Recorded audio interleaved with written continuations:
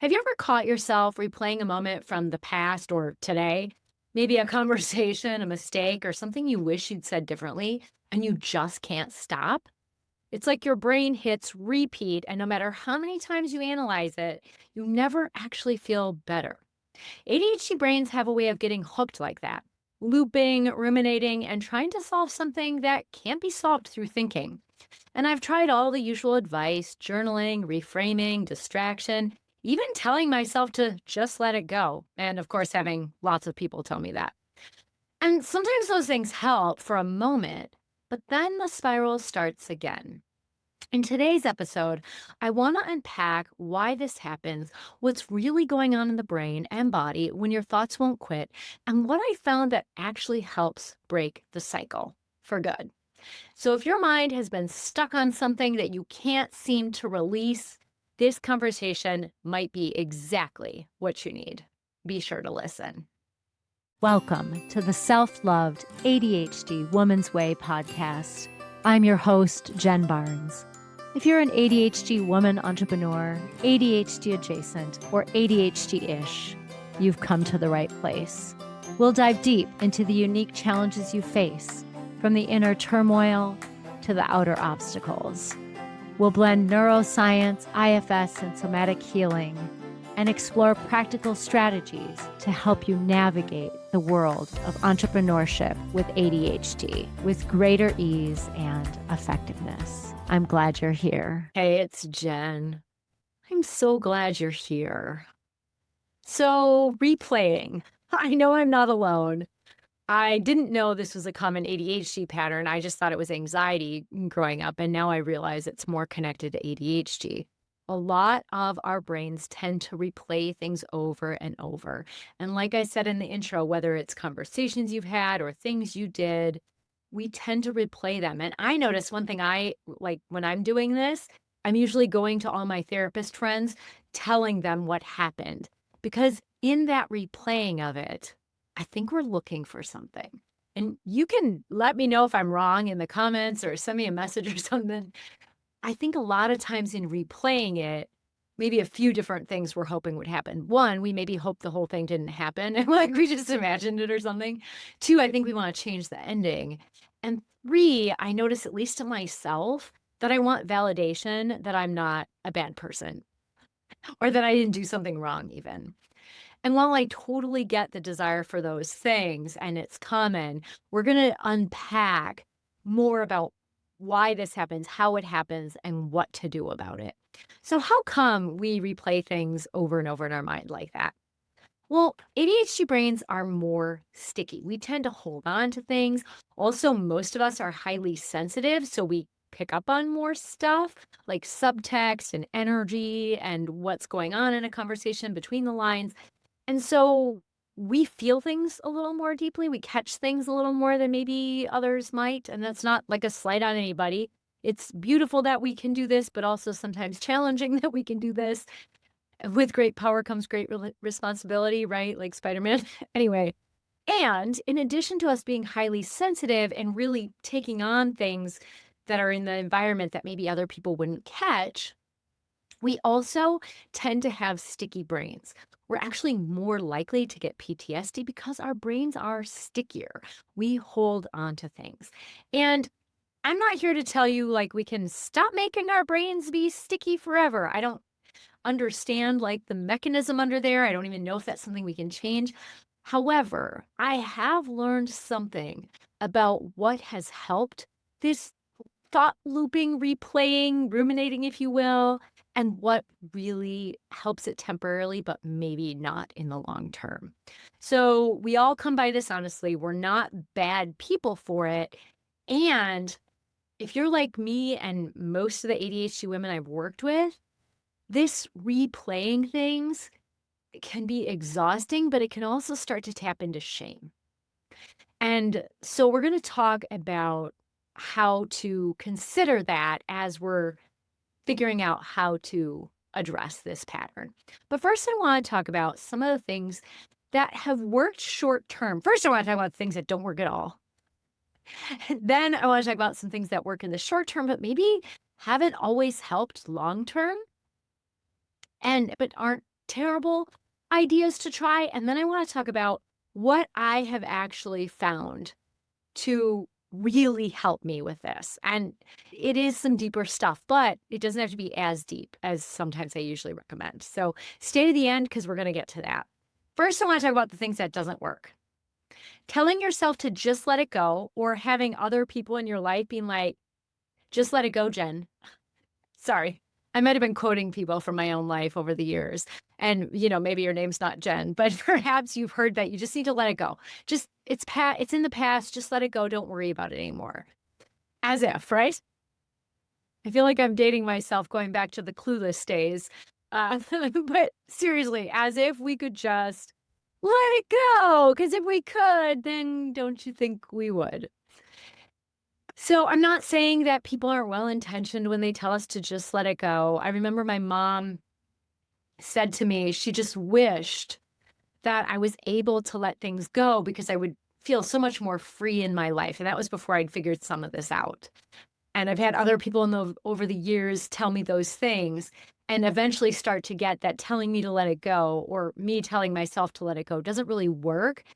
And when we tell ourselves that and then we can't, we might actually end up feeling shame. We might start to feel like we're bad or something's wrong with us, that we can't just let it go like everyone else. So, not only does telling yourself to just let it go and it happened in the past, don't worry about it, like it usually isn't super effective because it just pops up again, but also can lead to shame because we start beating ourselves up that everyone else can let this go. Why can't I? What's wrong with me? Nothing's wrong with you. Your brain is just different. Our brains are just different. So we process things differently, and that's okay. It just means that we have to learn how to work with our brains in a way that is unique to how we are. So now I want to shift into talking about some of the things that I've tried that maybe helped for a little bit, but didn't really stick long term. And one of them is reframing. And as a therapist, and coach even sometimes as a coach, more as a therapist, we help people reframe things a lot. And when I first went to therapy, that's what I learned to do was reframe things. So basically, the way that you're looking at it, how can you frame this in a different light? How can you look at what happened differently? So, for example, if you're in a conversation and you, I don't know, said something mildly inappropriate, because kind of we do that sometimes, or inappropriate according to who, right? But you said something that you are concerned others thought was inappropriate because they were quiet after you said it. You might assume that they feel offended. Well, one possibility is that they feel offended, but another possibility is that they were just like, oh, I've never thought of that before, and they're having to take it in. Another reframe is that we're not responsible for how other people feel. And obviously, if you said something harmful, yeah, you need to clean up your side of the street. But if you're just saying something and someone took it a certain way or is reflecting on that or didn't like it, that's their job to communicate if they have a problem with it.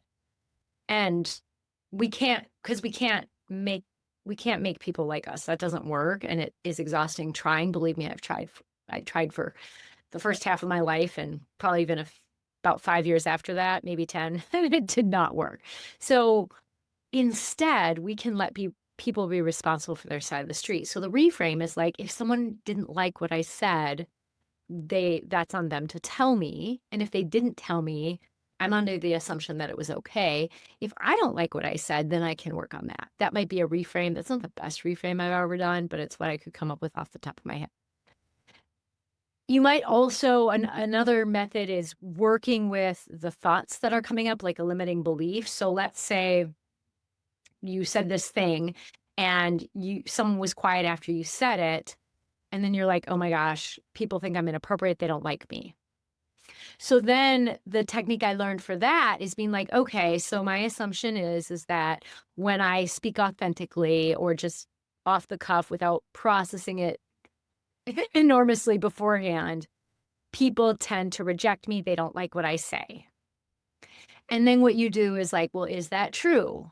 And if you're like, yeah, it's true. Is it true 100% of the time that every time something comes out of your mouth that people don't like it or respond a certain way, and that means they don't like you? Well, no. And if you're like, "Yep," well, how do you know that? How do you know that they don't like you? There's no way to know for sure. And then you say, "Well, what's the evidence that when I speak authentically or off the cuff, there are people who like that, or there or I like that?" And you start to build up the evidence for the opposite being true, right? So I've learned that. I've learned to journal, like whether it's brain dump writing or some kind of journal prompt. All those things have worked for me in the short term. But what I found is that none of them actually stop the replaying of events long term. They help for a little while, maybe even a day or two, and then my brain goes back to it. Or maybe it doesn't go back to it until there's a similar situation, and then all those past times come up then because the issue wasn't really resolved. And listen, those techniques are valid. I've taught them to people. The therapists who teach them, the coaches who share them are not bad people. There are people trying to help us with what's going on in the moment. And it can help, and it does help a lot. However, a lot of times there's something more going on. And I want to talk about that something more going on so that we can then talk about what I found works for this. So, part one, sometimes the something more going on is that we have a lifetime of saying things in this example and have people respond in ways that make us think they didn't like it or like us. We have a lifetime of those experiences. And so if you're feeling particularly triggered and then you're ruminating or replaying that incident, it's possible that you're also linking that to all the times in the past. And so that's why some of these other strategies aren't effective because they're only dealing with this incident in the present. Part two, and this is actually the part we're going to get into first, I'm going to do this backwards, is that sometimes, like it or not, we have a role in what transpired. And when we identify that role, we can then finally let it go. So what I mean by that is, like, let's say you said something and someone was really quiet after you said it and then just kind of changed the subject awkwardly. It is totally a possibility that they just didn't feel like talking about that anymore. They need some more time to think about it before they respond. Who knows? It's equally possible that you offended them and that maybe they don't have the wherewithal yet to communicate directly with you. That's not your job to guess what people are thinking, and it's also possible. What is also possible is that we have said something that was out of alignment for us and maybe was offensive, maybe even hurtful. And I find that until I identify my role in what has transpired, I am often unable to let it go. So I had another example come up into my head. And this is one, it's interesting that this came out because this is actually the incident when my mom said, "Gosh, Jen, I wish you could just let things go." So I was, this one doesn't trigger me anymore, but I still remember it very clearly. I was driving out of a parking lot and I had a stop sign to take a right, and I was slowly going up to the stop sign to take a right. And there was a guy with his top down in his car, sports car, taking a left into it. And I was at the stop sign, kind of slowly rolling towards the stop sign so I could take a right. My right turn signal was on, whatever. And he almost came into my lane and he goes, "Watch where you're going, bitch." Which was interesting because he looked at me as he said it. And I'm sure as you're listening to the story, it's clear he was projecting, but that was not what I heard in the moment. I felt the sting in my body. You know that feeling, right? Like some of it's shame, like, "Oh my God, I did something wrong. Someone said something horrible to me. I must be a bad person." And part of that, but also I was some like pissed, but I more felt that initial like of, "Oh my gosh, I'm in trouble. I did something wrong." Even a little bit of shame. It really stung. I could feel it deeply in my body, and I kept replaying it and replaying it and replaying it. And obviously, I told my mom about it, and that's when she told me, like, "Gosh, Jen, I just wish you could let this stuff go," because I probably talked to her about it a few times. Oh, my mom. Anyway, it bothered me for like a week. And I was like, "Okay, Jen, what was your piece in this? What could you have done differently?" And I was like, "Okay, I was rolling slowly to a stop, and that might have made him think that I was gonna keep going straight." I thought I was going slow enough that maybe he wouldn't think that, but in the history of me driving, I do kind of tend to come in hot, right? Like, I'm approaching that stop sign, and while in my brain I thought I was rolling to a stop, perhaps I wasn't going as slowly as I thought. And so for me, my work is like, okay, the thing I can take from this is, Jen, when you are coming to a stop sign in a parking lot and there is traffic entering, just be mindful of them. Be mindful of them. It's equally possible this had nothing to do with you, it was completely projection. And you can also be more mindful. Once I acknowledged that and I understood that, like, okay, noted, thank you, universe, for the message, I was able to let it go. And you might be like, yeah, I'm not, why should I take on responsibility for what other people do? I'm not saying that you do. I'm just saying when we look at our own piece in something, like what might have led someone to respond to me that way, not that we have to make them feel better or be a good girl or any of that kind of suppressing stuff, but rather just look at, like, okay, how do I feel about how I showed up in that interaction? What can I learn from it? What might I do differently? And sometimes the answer might be nothing. But what I found is that a lot of times when I'm ruminating, one reason I might be ruminating is because there's actually something I could have done a little differently. And this situation was a minor tweak, but I definitely that's something I could be more mindful of because I'm not always the most intentional driver, maybe. I think sometimes I'm coming in, like I said, fast to a stop sign. Maybe I was going faster than I thought I was. So, okay, do I deserve to be called a bitch? No, I'm not saying that. However, when we look at, like, okay, where's my role?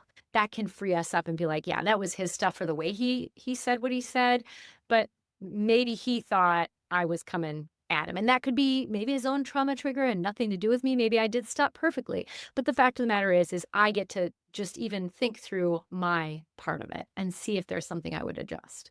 If not, fine. But sometimes that can free us up. The second thing I've noticed to help free us up from this replaying and rumination is that a lot of times when it's not what I just said, figuring out your role, it can be hooked to something else. And maybe in this scenario, and I don't, this probably is true for me, probably true for most women. There are many times when men have been doing something because he came in and kind of came into my lane. There are many times when men have been doing something that wasn't great, but then they blame the woman doing it. To be clear, I'm sure women do that as well. I just don't have that experience because I'm a woman experiencing that from men. But there are plenty of times in our lives, I suspect, where we have been just doing our thing and a man does something that's a little off and then projects their stuff onto us, kind of blaming us like we're the problem.